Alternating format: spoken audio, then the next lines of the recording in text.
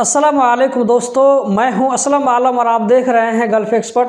दोस्तों, कतर में कोरोना के हवाले से जो भी रिस्ट्रिक्शन और पाबंदी लगी हुई है उसके बारे में लेटेस्ट अपडेट इस वीडियो में आप लोगों के साथ में शेयर करने वाला हूं।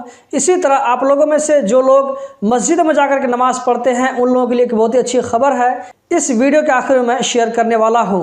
तो वीडियो के साथ में आखिर तक बने रहें। अगर इन्फॉर्मेशन अच्छी लगे तो वीडियो को लाइक करके आगे भी ज़रूर शेयर करें। तो दोस्तों, आज की वीडियो हम शुरू करते हैं। कल यानी 9 मार्च को कतर में कैबिनेट की मीटिंग हुई, जिसमें कतर में कोरोना के कंडीशन का जायजा लिया गया और कुछ चीज़ों के बारे में नया डिसीजन लिया गया है। पाबंदी के बारे में कुछ नरमी की गई है। ये डिसीजन 12 मार्च 2022 से लागू होगा, जो कि आने वाले शनिचर का दिन पड़ता है। डिसीजन कुछ इस तरह है। ट्रांसपोर्टेशन की कैपेसिटी में पब्लिक या प्राइवेट प्लेस, चाहे वो खुला हो या बंद हो, इन चीज़ों पर इससे पहले जो पाबंदी और रिस्ट्रिक्शन लगा हुआ था, इस पाबंदी और रिस्ट्रिक्शन को ख़त्म कर दिया गया है। बंद जगहों पर जाने के बारे में रूल इस तरह होगा। अब बंद जगह किसे कहेंगे इसके बारे में आगे आप लोगों को एक्सप्लेन करने वाला हूँ। तो कतर में जिन लोगों ने फुल वैक्सीन लगवा लिया है, चाहे वो कतर में लगवाया हो या ये कि वो बाहर में लगवाया हो, तो बाहर से लगवाने की सूरत में हेल्थ मिनिस्ट्री से अपडेट करवाना पड़ता है। अपडेट करवाने के बाद ही वो फुल वैक्सीनेटेड माना जाएगा। तो फुल वैक्सीनेटेड पर्सन या कोई ऐसा आदमी जो कि कोरोना से रिकवर हो गया हो, या ऐसे लोग जिनका हेल्थ कंडीशन उनको वैक्सीन लगाने की इजाज़त न देता हो, तो ऐसे लोगों को बंद जगहों पर जाने की इजाज़त होगी। जिन लोगों ने वैक्सीन नहीं लगवाया है, चाहे वो कतरी हो या खारजी हो, तो ऐसे लोगों को बंद जगहों पर 20% कैपेसिटी के साथ जाने की इजाज़त होगी। लेकिन ऐसी जगहों पर जाने के लिए पिछले 24 घंटा के अंदर में रैपिड एंटीजन टेस्ट करवा करके इसके सर्टिफिकेट साथ में रखना होगा।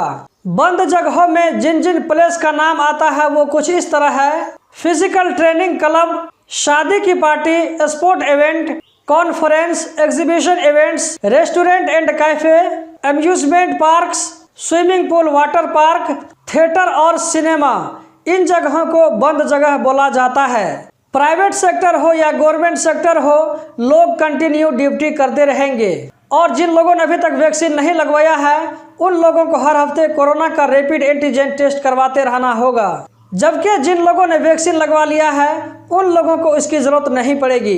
बंद जगहों पर पहले की तरह मास्क लगाना जरूरी होगा, जबकि खुली जगहों पर जरूरी नहीं है। इसी तरह जगह अगरचे खुली हो लेकिन भीड़ भाड़ हो या ड्यूटी ऐसी हो कि आम लोगों के कांटेक्ट में रहना पड़ता है, तो ऐसी सूरत में मास्क लगाना जरूरी होगा। बाहर निकलने की सूरत में एहतराज को एक्टिव रखना जरूरी होगा। ये रूल 12 मार्च 2022 से अगली नोटिस तक के लिए लागू रहेगा।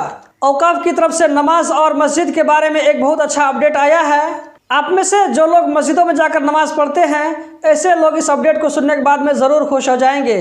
अब आप लोगों को जुमा की नमाज और 5 वक्त की नमाज में सोशल डिस्टेंस रखना ज़रूरी नहीं होगा, यानी अलग अलग हट करके नहीं बल्कि एक साथ करीब होकर के नमाज पढ़ सकते हैं। कुछ मस्जिदों में वजू और टॉयलेट का सेक्शन भी खुला रहेगा। बच्चे भी नमाज पढ़ने के लिए जा सकते हैं। इसी तरह औरतों की नमाज पढ़ने की जो जगह होती है वो भी खुली रहेगी।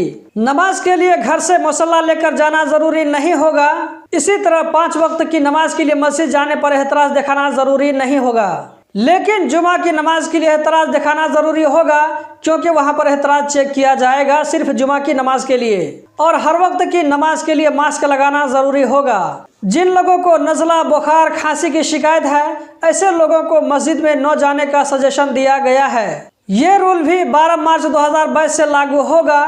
इसका मतलब है कि कल जो जुमा है उसके लिए आप लोगों को अपने घर से मुसल्ला लेकर के जाना होगा, जबकि अगले जुमा से इसकी ज़रूरत नहीं पड़ेगी। तो दोस्तों, यही थी आज की वीडियो। उम्मीद करता हूँ बहुत पसंद आई होगी।